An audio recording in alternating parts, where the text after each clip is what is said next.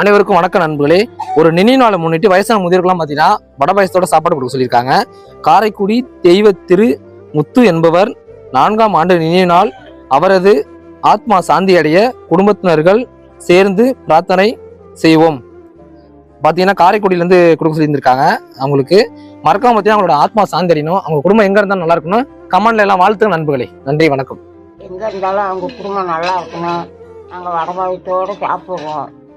ஆத்மா சாந்தி அடையணும்.